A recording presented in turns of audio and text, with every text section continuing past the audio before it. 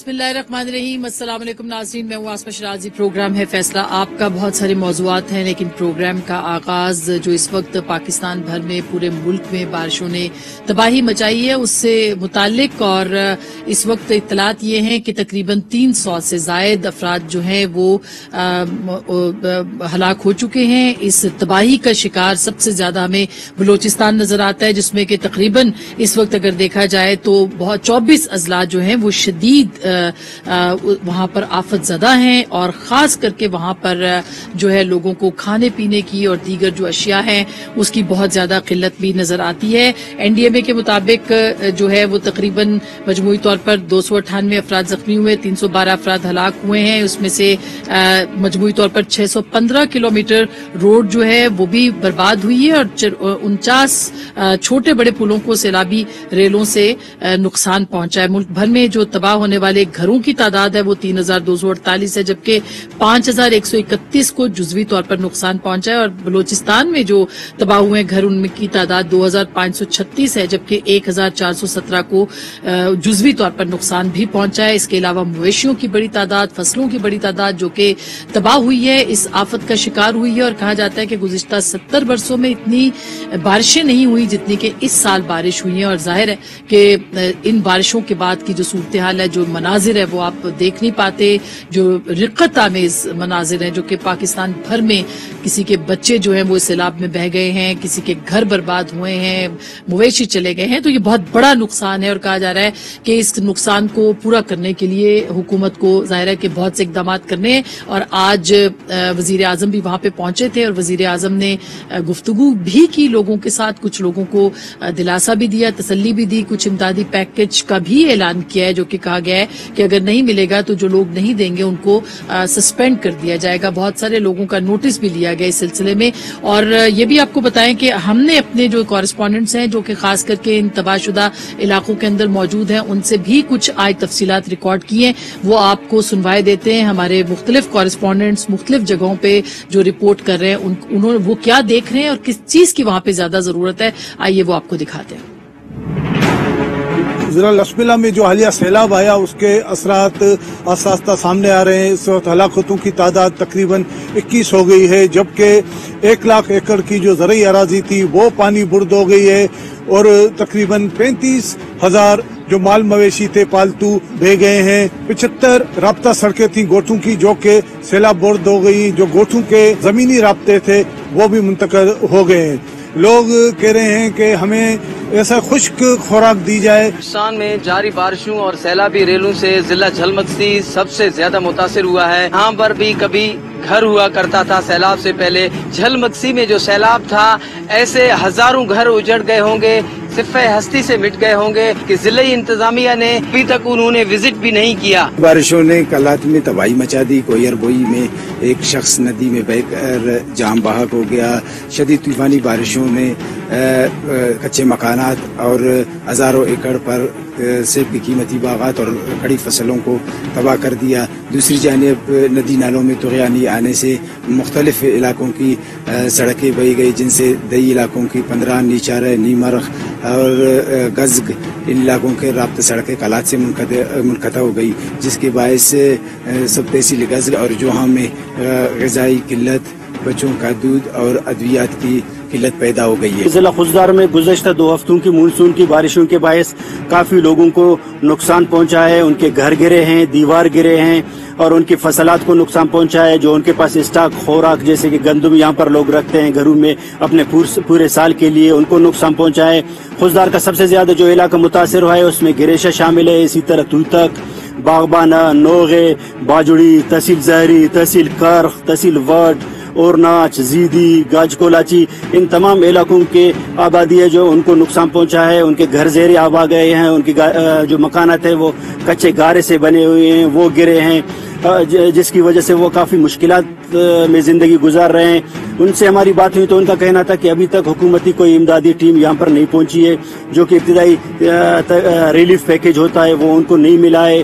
वो लोग खुले आसमान तले रह रहे हैं, न उनको खीमे मिले हैं, न उनको राशन मिले हैं। इस हवाले से हुकूमत को फौरी तौर पर संजीदगी का मुजाहरा करके लोगों की इब्तिदाई जो बहाली है उसके लिए इकदाम करने होंगे। जी, जैसा कि आप सुन रहे थे कि ये बहुत दिलफरेब, दिलगुदाज जिसे कहना चाहिए और दिलसोज किस्म के मामलात हैं जो कि हमें बलूचिस्तान में देखने को मिलते हैं। और इसके अंदर तमाम रिपोर्टर्स ने ये कहा है कि खाने पीने की अशिया नहीं है और खास करके जो खुश्क खुराक है वो दी जाए, क्योंकि ना वहां पे पकाने का बंदोबस्त है और ना ले जाने का। और खास करके खुजदार के इलाके के अंदर अभी थोड़ी देर पहले अख्तर महंगल साहब ने भी ये मुतालबा किया है कि हुकूमत इजाजत दे एनजीओज को कि वो वहां पे जाके अपना काम करें, इंटरनेशनल एनजीओज काम करें, क्योंकि इससे पहले इजाजत वहां पे मौजूद नहीं थी, इजाजत नहीं दी गई थी कि ये जो तमाम एनजीओज हैं वहां पे जाके काम कर सके। मुख्तलिफ जो फलाई इदारे हैं, अल खिदमत फाउंडेशन है और दीगर जमात इस्लामी के कुछ इदारे, हमारी इतलात है कि वो वहां पर ग्राउंड पे मौजूद हैं। लेकिन अख्तर महंगल साहब का ये कहना है कि अगर हुकूमत पूरी तरह से इकदाम नहीं कर सकती तो वो इन एनजीओज को भी इजाजत दे। दूसरी जानिब फॉरेन फंडिंग केस का मामला बहुत अहम है और इस पर बड़ी खबर है जो अब से थोड़ी देर पहले आई है और हम अपने नाजरीन को उसके ऊपर आगाह भी करना चाहते हैं कि ये खबर है कि कल election commission of Pakistan ममनुआ funding case के ऊपर 10 बजे फैसला सुना देगा। कल बड़ा दिन है और ममनुआ फंडिंग केस के ऊपर फैसला सुनाया जाएगा। ये याद रहे कि इससे पहले फाइनेंशियल टाइम्स ने स्टोरी दी है और स्टोरी के मुताबिक उनके ख्याल में जो स्टोरी उन्होंने प्रोड्यूस की है या लिखी है फाइनेंशियल टाइम्स के अंदर, तकरीबन 21,20,000 पाउंड है जिनका हिसाब किताब देना है। इसके ऊपर अभी तक बड़ा स्ट्रांग किस्म का जवाब तहरीक इंसाफ की तरफ से नहीं आया। इसी तरह से पाकिस्तान तहरीक इंसाफ ने 2009 से 2013 के दरमियान 12 मुमालिक से 73 लाख अमरीकी डॉलर्स की इमदाद भी वसूल की, उसके भी हिसाब किताब देने। और ये रिपोर्ट शुदा मामलात हैं जो कि अकबर एस बाबर साहब बार बार कहते रहे, उसकी बुनियाद के ऊपर कहा जाता है कि बड़ा ओपन एंड शट केस है जिसके ऊपर पीटीआई के अंदर काफी ज्यादा इस वक्त जो है वो खौफ भी मौजूद है और इस बात का भी तज़किरा है कि किसी तरीके से ये रोका जाए। और आज आपने देखा कि ऐलान भी किया है कि जुमेरात को इमरान खान साहब ने कहा है कि इलेक्शन कमीशन के बाहर जो है वो इकट्ठे हुआ जाए और एहतजाज किया जाए। क्या इसके असरात मुरतब होंगे, क्या इसके असरात हो सकते हैं, ये बहुत अहम है। चौधरी शुजात साहब भी इलेक्शन कमीशन का रुख कर रहे हैं और ऐसे लगता है कि जो एक सेंटर होगा अगले कुछ दिनों में, तवज्जो का तमाम तर मरकज वो इलेक्शन कमीशन ऑफ पाकिस्तान होगा। और इलेक्शन कमीशन ने कल अपने बयान में ये वाज़ेह किया कि किसी किस्म का दबाव कबूल नहीं किया जाएगा। हमारे साथ जनाब कमर दिलशाद साहब हैं, साबिक सेक्रेटरी इलेक्शन कमीशन, वो हमारे साथ मौजूद हैं। इसके साथ हमारे साथ मौजूद होंगे जनाब अहमद अवैस साहब, पाकिस्तान तहरीक इंसाफ के सीनियर रहनुमा है और बहुत मारूफ वकील भी हैं, हमारे साथ मौजूद होंगे। फैसल करीम कुंडी साहब भी हमारे साथ होंगे। सबसे पहले मैं कमर दिलशाद साहब के पास जाऊंगी क्योंकि उनको कहीं और भी जाना है, तो हम पहले उनसे ही बात कर लेंगे। दिलशाद साहब, ये बताइएगा कि कल अब इसका फैसला सुनाया जा रहा है, इसके क्या मुज़मिरात हैं? पीटीआई की तरफ से ऐसे लगता है कि बहुत ज्यादा प्रेशर तहरीक इंसाफ बढ़ा रही है और बढ़ता चला जा रहा है ये प्रेशर इलेक्शन कमीशन के हवाले से, तो क्या कोई खौफ है जिसकी वजह से ये प्रेशर बढ़ता नजर आ रहा है? कमर दिलशाद साहब हमारे साथ मौजूद हैं। कमर दिलशाद साहब, आपको मेरी आवाज आ रही है? मैं खैर कंवर दिलशाद साहब को हम राब्ता करते हैं, कुछ राब्ते में खलल हुआ है। जी कंवर साहब, लाइन ड्रॉप हो गई बीच में। जी प्लीज आप। मैं आपको मुख्तसर बता देता हूँ मैं इसका। जी, इसका सबसे बड़ी बात है कि कल इसका फैसला आने की तवक्को हो रही है। आज सुबह से इलेक्शन कमीशन का इजलास हो रहा था और अब भी इजलास हो रहा है और ये खबरें जैसे आ गई है कि कल 10 बजे अनाउंस हो जाएगा, इसके बड़े गहरे असरात पड़ेंगे। और इसी लिहाज से तहरीक इंसाफ जो है इनके बारे में बड़ी तहफ़्फ़ुज़ात रखती है। और जो इलेक्शन कमीशन पाकिस्तान पे जो उन्होंने अटैक किया, उन पर हमला किया इस अंदाज से कि लफ्जों की हेरा फेरी भी करते रहे, तनकीद भी करते रहे, बुरा भला भी कहते रहे, उसके पीछे बैकग्राउंड यही था कि तहरीक इंसाफ को नजर आ रहा था कि फैसला जो है बड़ा सख्त आने वाला है और इससे उनकी पार्टी और उसकी पार्टी के शख्सियात पर बड़ा गहरा असर पड़ेगा। तो ये मामला चलता आ रहा है, ये कल जो है सारी चीजें सामने आ जाएगी। तो ये हमारा पॉइंट ऑफ व्यू है कि इलेक्शन में का कल। तो कंवर दिलशाद साहब, ये बताइएगा कि आप कह रहे हैं कि कल इसका फैसला हो सकता है, क्या कोई नाअहलियत की तलवार भी लटक सकती है चेयरमैन पाकिस्तान तहरीक इंसाफ पे? और अगर लटक सकती है तो क्यों लटक सकती है? जी दिलशाद साहब।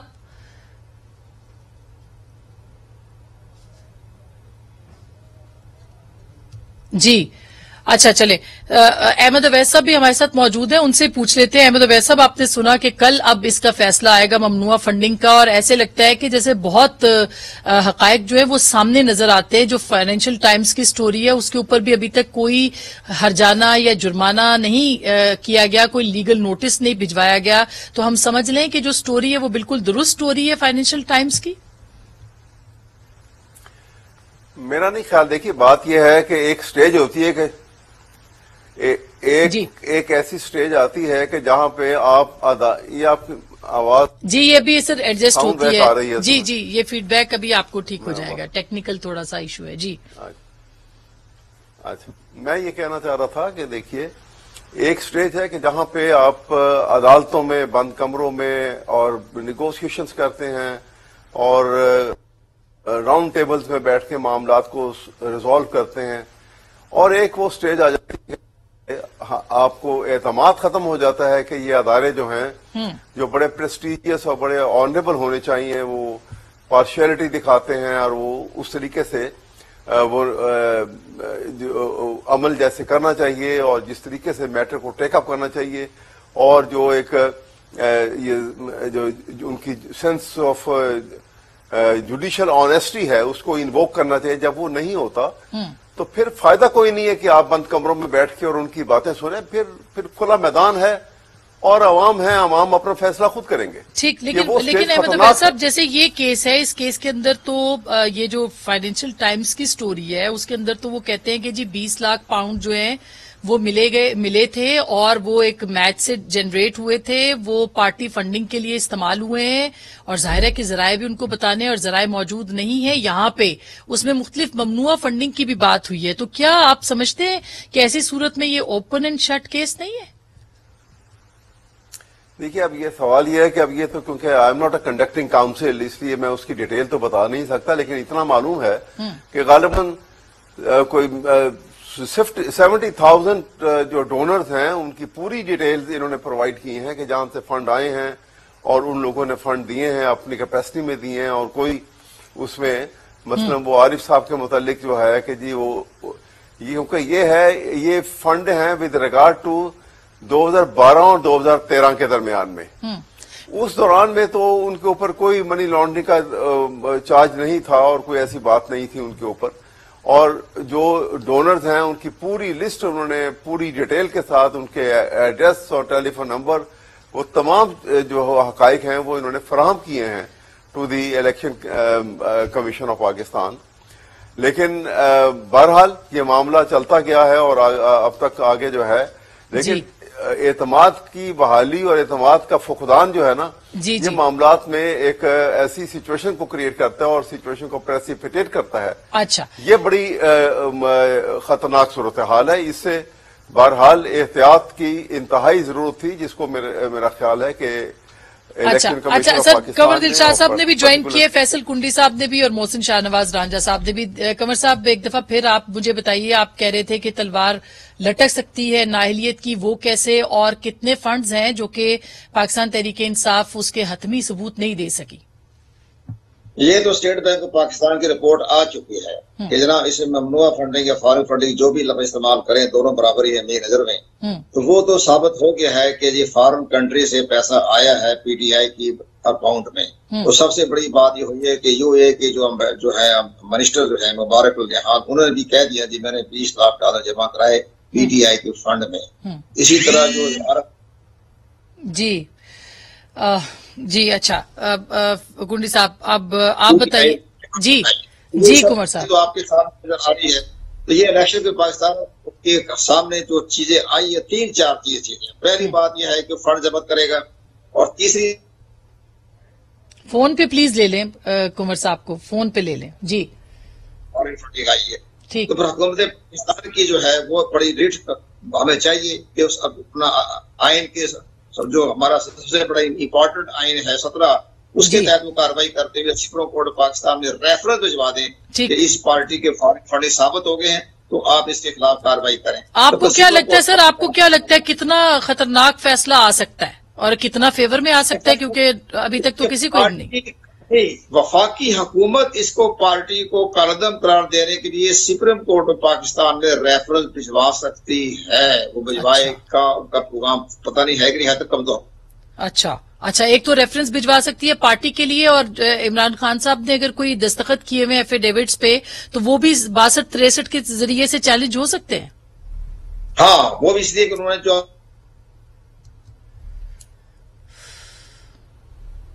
कह सकते कि आपने गलत जानी की, हकायक छुपाए, तो फिर आर्टिकल 62(1)(f) लग सकता है।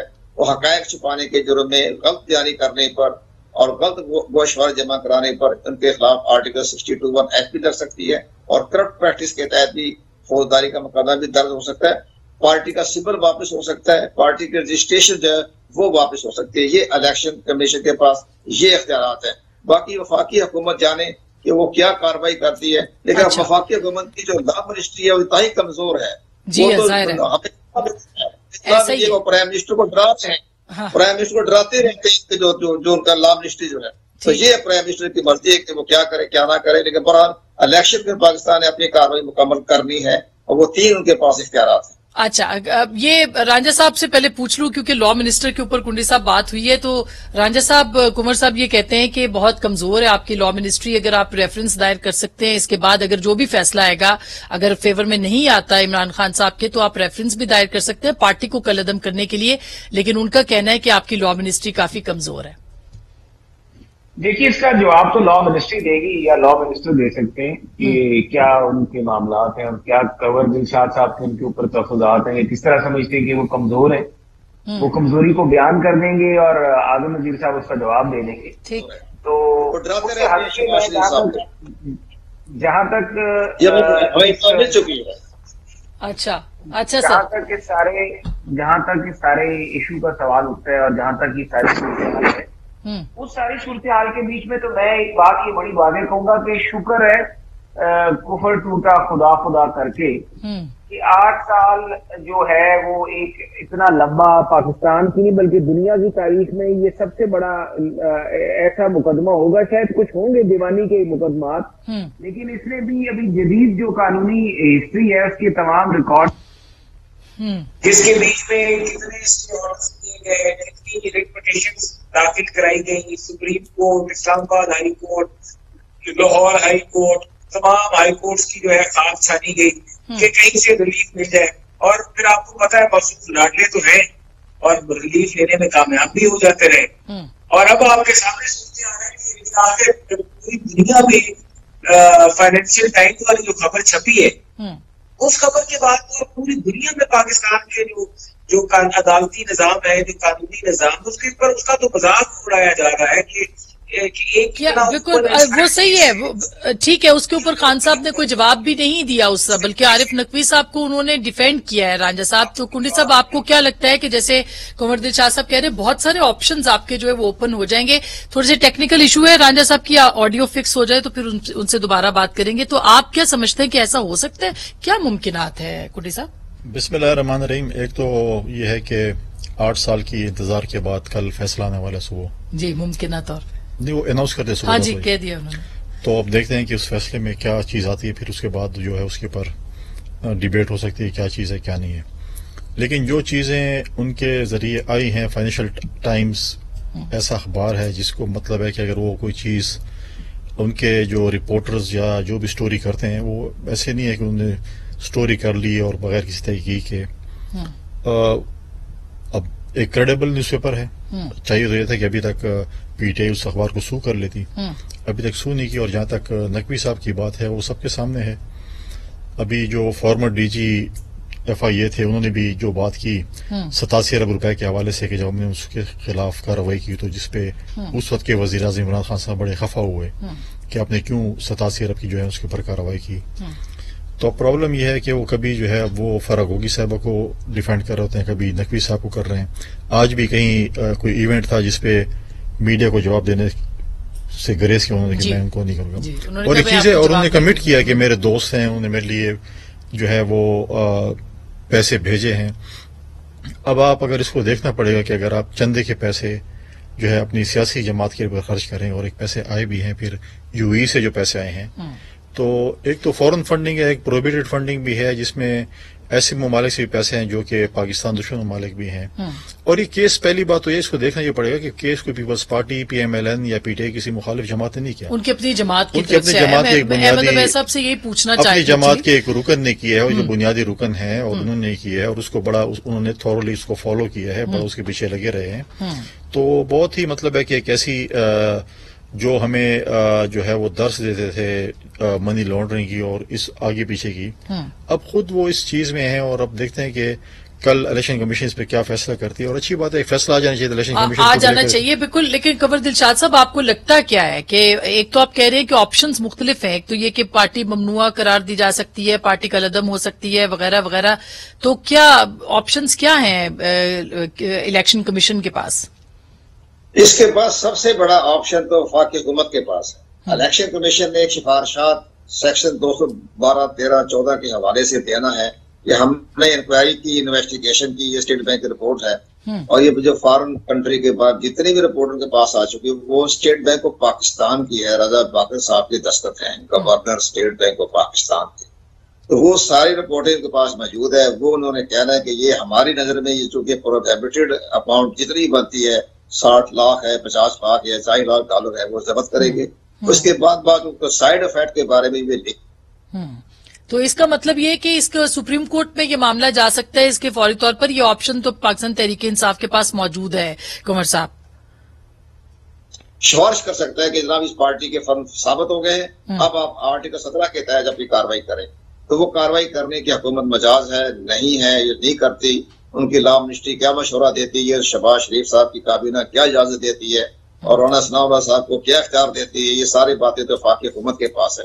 اور الیکشن کے پاکستان اپنی کاروائی یہ مکمل کرنی ہے، وہ ضبط کرے گا اور ضبط کر کے سفارشات حکومت پاکستان کو پیش کر دے گا. لیکن ان کے پاس اختیار ہے کہ آپ کا سمبل واپس لے لے اور پارٹی کی رجسٹریشن بھی جو ہے وہ واپس لی جا سکتی ہے. ٹھیک. اور اس کے بعد پھر آپ کہہ رہے ہیں کہ 62-63 والا معاملہ بھی آ سکتا ہے جن پہ دستخط موجود ہے. اگر کوئی غلط بیانی کی گئی ہے تو وہ بھی آ سکتا ہے. اس کے اوپر سر میں چھوٹی سی بریک لینا چاہ رہی ہوں. بریک کے بعد احمد اویس صاحب اور باقی جو شرکاء ہیں ان کے ساتھ ہم بات کریں گے. قمر دلشاد صاحب کا شکریہ، انہوں نے ہمیں جوائن کیا. ملتے ہیں ایک بریک کے بعد.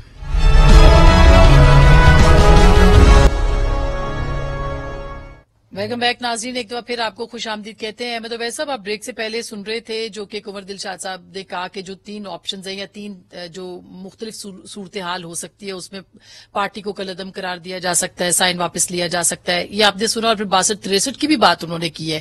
تو آپ کیا فرماتے ہیں اگر ایسا ہوتا ہے، کیونکہ ظاہر ہے ابھی تک ہمیں نہیں پتا کہ فیصلہ کیا ہوگا، تو پی ٹی آئی کا کیا لائے عمل ہوگا؟ واقعی جمعرات کو پھر کال دے دی ہے تو احتجاج ہوگا؟ پہلی بات تو ہے کہ قمر دلشاد اچھے آدمی ہیں، ہمارے اچھے دوست بھی ہیں، لیکن اس ایشو کے اوپر جب وہ گفتگو کرتے ہیں تو ایسے لگتا ہے کہ وہ آپ نے ایک پارٹ جہاں پولیٹیکل پارٹیز کے ریپرزنٹیشن آپ نے یہاں پہ اس گفتگو میں کی ہوئی ہے، وہاں پہ آپ نے الیکشن کمیشن اور پاکستان کو بھی ایک پارٹی بنایا ہوا ہے اور ان کے اسپوکس مین کے طور پہ قمر دلشاد صاحب یہاں موجود ہیں.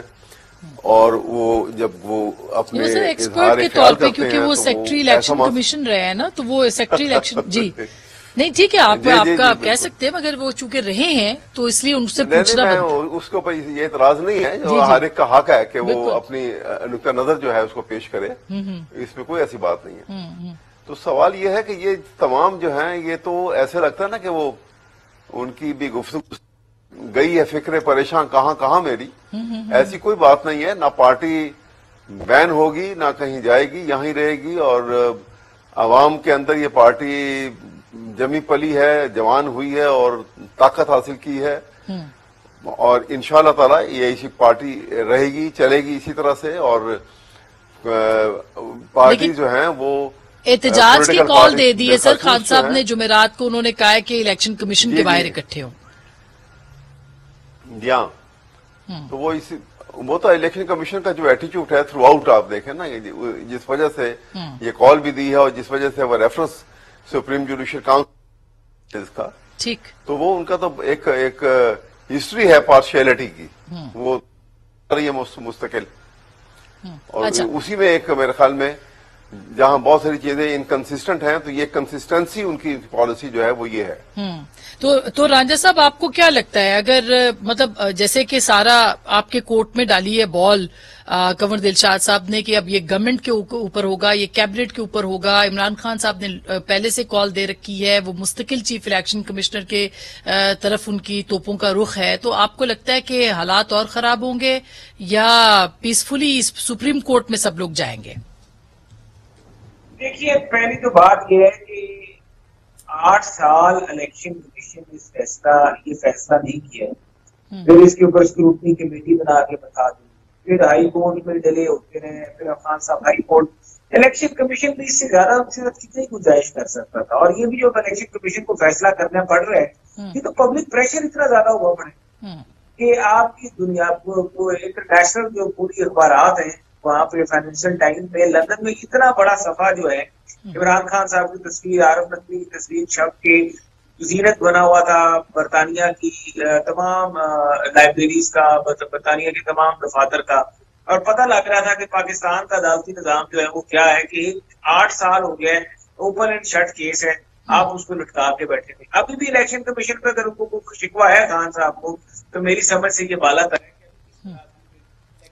اچھا، تو جہاں تک دوسرا سوال اٹھتا ہے کہ یہ ہونا کیا چاہیے، میرا یہ خیال ہے کہ 62(1)(f) کے نیچے خان صاحب کو نائل ہونا چاہیے، کیونکہ خان صاحب نے بھی وہی غلطی کی ہے. انہوں نے کیا کیا ہے کہ انہوں نے ایک سرٹیفکیٹ دستخط کر کے دیا ہے اور کہا ہے کہ جتنی اور ایفیڈیوٹ کی شکل میں وہ سرٹیفکیٹ ہے، وہ ایفیڈیوٹ نما ہوتا ہے، اس پہ آپ ڈکلیریشن دیتے ہیں. تو آپ لکھ کے دے رہے ہیں کہ آپ کے اتنے اکاؤنٹس ہیں، آپ نے کوئی فورن فنڈنگ نہیں لی، آپ نے کوئی کسی فورن نیشنل سے پیسے نہیں لیے، کوئی پروہیبٹڈ فنڈنگ نہیں لی، اس کی سارے اندر لکھا درج ہوتا ہے آپ اس تحریر کے اندر. آپ نیچے سائن کر رہے ہیں کہ میں نے کچھ بھی نہیں کیا، اس کا مطلب آپ جھوٹے ثابت ہو گئے، آپ صادق اور امین نہیں رہے. جب آپ صادق اور امین نہیں رہے تو میں سمجھتا ہوں اگر الیکشن کمیشن عمران نیازی کو صادق امین نہ صادق اور نہ امین ڈکلیئر کرنے سے کم کوئی بھی فیصلہ کرے گی تو میں سمجھتا ہوں کہ وہ قانون اور انصاف کے تقاضے کے مطابق ہی ہوگا. کیونکہ سپریم کورٹ نے جب نواز شریف صاحب کو نااہل نثار صاحب نے جو ججمنٹ لکھوائی، انہوں نے کہا کہ نواز شریف صاحب نے اپنے بیٹے سے جو تنخواہ لے رہے تھے وہ تنخواہ انہوں نے اپنے گوشوارے میں ظاہر نہیں کی.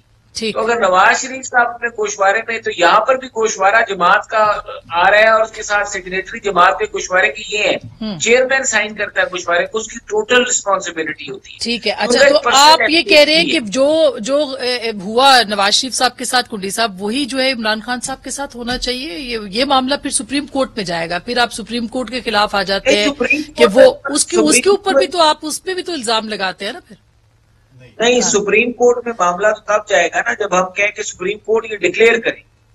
کورٹ ٹھیک ہے، سپریم کورٹ میں جب یہ 62(1)(f) والا خان صاحب تو جائیں گے نا سر، کیوں ایسا تو ہو سکتا ہے کنڈی صاحب؟ خان صاحب تو جائیں گے، ان کے پاس تو اوپن ہے نا یہ رستہ. دیکھیے سپریم کورٹ کے تو آپ کو پتا ہے کہ جو اس وقت حالات ہیں. اچھا، وہ بھی اس پہ یعنی آپ بھی اس پہ نہیں، ہم سپریم کورٹ کے ادارے کے بالکل خلاف نہیں ہیں. اچھا، پیپلز پارٹی میں اس پہ ناٹ دا گورنمنٹ.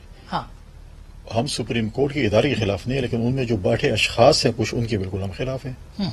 ایک ثاقب نثار نامی شخص تھا، اس نے ان کو صادق اور امین قرار دیا، ڈیم فنڈ کا ایک ڈرامہ رچایا، اور پھر ان کے یہی الفاظ تھے کہ میں اس ڈیم پہ بیٹھ کے چوکیدارہ کروں گا. میں کل بھی پروگرام میں تھا، آج بھی تھا، میں ان کی درخواست دیکھ رہا ہوں. میں تو خورشید شاہ صاحب کو بھی سفارش کرنی ہے کیونکہ وہ واٹر ریسورسز کے منسٹر ہیں کہ اگر ثاقب نثار صاحب کی درخواست ہے یہ چوکیداری کی تو کم از کم اس کو آپ چوکیدار تو بھرتی کریں اس ڈیم کا. یا اگر کہیں آپ کو نظر آئے ثاقب نثار اس ملک میں جو بڑے محب وطن بن رہے تھے، مجھے تو نظر نہیں آتا کہ اس ملک میں ہو اس وقت. وہاں پر ہمیں بڑے لیکچر دیتے تھے محب وطن کا فلانے چیز. آج کل سنے کہیں یورپ یا امریکہ یا کینیڈا کہیں چلے گئے. ہمیں بالکل اعتراض ہے. دیکھیں معاشرے میں، دیکھیں اویس صاحب جو ہیں وہ مجھ سے زیادہ سینئر بھی ہیں، قانون بھی مطلب انہوں نے پریکٹس کی ہے کہ جب بھی ایک جج کے اوپر کوشچن مارک آ جاتا ہے، اعتراض آ جاتا ہے، آٹومیٹیکلی جو ان کے جو قانون تو نہیں کہتا لیکن جو وہاں پہ جو کسٹمز ہیں، رواجات ہیں، وہ آٹومیٹکلی کہہ دیتا ہے کہ یار اس پہ میرا ایک مگر یہ تو سارے اداروں کے اوپر ہے، یہ سب کی کریڈیبلٹی جو ہے اس کو اوپر کوشچن اٹھایا اچھا جو سب کے اوپر کوشچن مارک ہے تو جج بھی وہی کام کریں گے؟ نہیں، بالکل نہیں کرنا چاہیے. تو وہ آ جاتا ہے کہ یار یہ میرا اس میں میرا کوئی پرسنل انٹرسٹ آتا ہے یا یہ چیز ہے یا مجھ پہ کوئی اعتراض ہو گیا تو میں اس سے سائڈ ہوتا ہوں. لیکن کہا نہیں، سائڈ پہ بھی نہیں ہونا اور فیصلہ بھی ہم نے سنانا ہے. اور یہ چیز مطلب ایک چیز ہے کہ ان کے اوپر ایک بہت بڑا کوشچن مارک آ چکا ہے. سپریم کورٹ پہ کوئی کوشچن مارک نہیں آتا.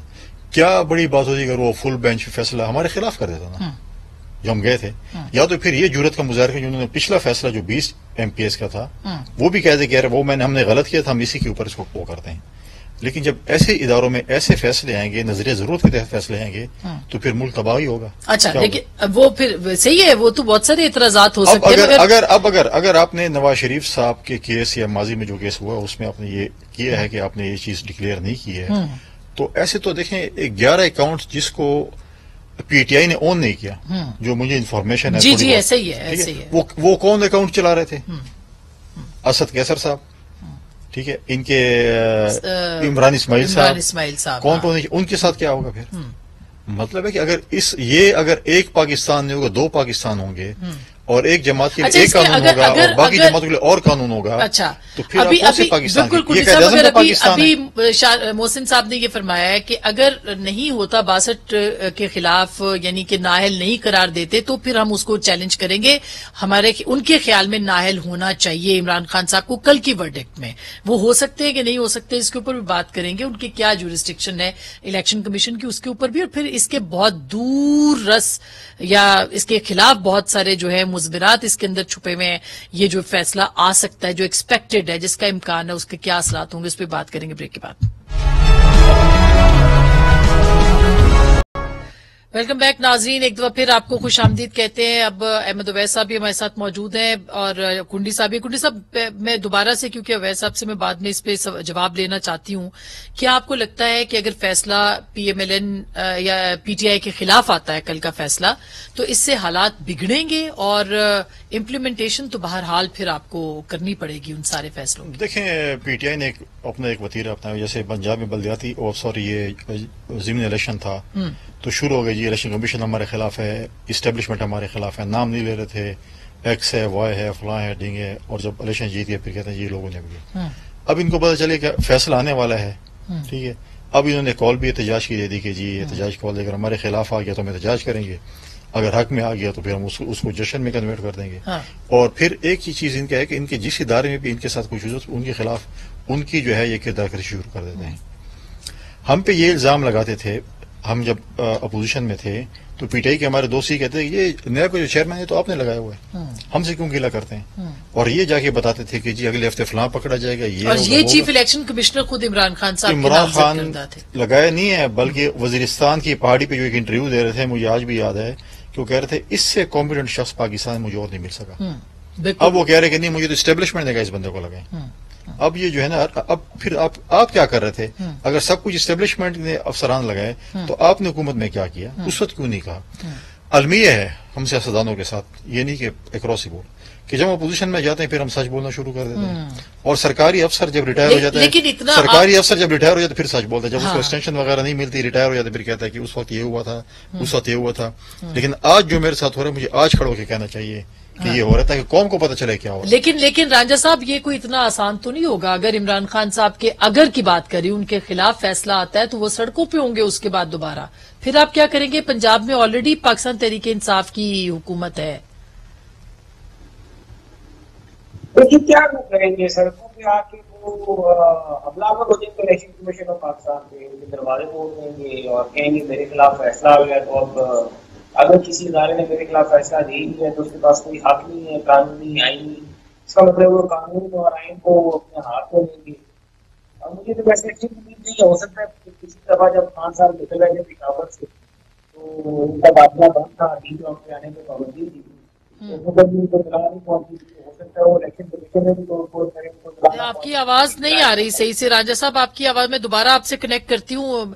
احمد اویس صاحب ابھی جو بادی النظر ہم ایک لفظ آپ بہتر آ رہی ہے تھوڑی سی. جی میں بہتر ہوا. اب میں یہ کہہ رہا ہوں کہ آپ کا سوال یہ تھا کہ کل اگر خان صاحب सड़कों पे निकल आएंगे, और KPK में भी उनकी गवर्नमेंट है, उधर भी उनकी गवर्नमेंट है। देखिए सड़कों पे निकले, बड़े शौक से निकले, सड़कों पे निकल के तबाही मचाना उनका एक वतीरा बन गया है। लेकिन अगर हमारे अदारों में आज पाकिस्तान का जो हशर नशर इमरान न्याजी ने कर दिया, और अगर आज भी इस खौफ से डरते रहेंगे कि इमरान न्याजी सड़कों पे निकलेगा, तोड़ फोड़ करेगा, तो आप कानूनी तौर पे भी अगर वो गलत हो, झूठा हो, फॉरेन फंडिंग साबित हो जाए, तो उसके बाद भी अगर आप ये समझते हैं कि इमरान न्याजी के खौफ से अदारों को बंद कर देना चाहिए, वो फैसले देना छोड़ दे, तो बड़े अफसोस का मकाम होगा।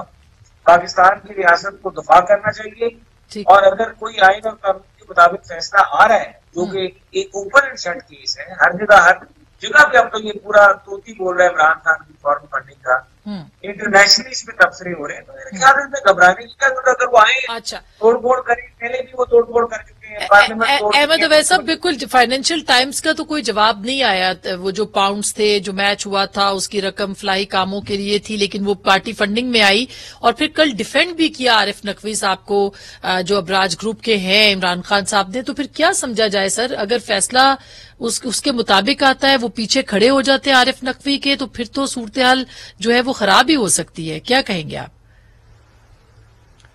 देखिए बात यह है कि एक डिस्कशन का असूल तो ये होता है कि अदालत में एक केस अगर कोई चला है, बहस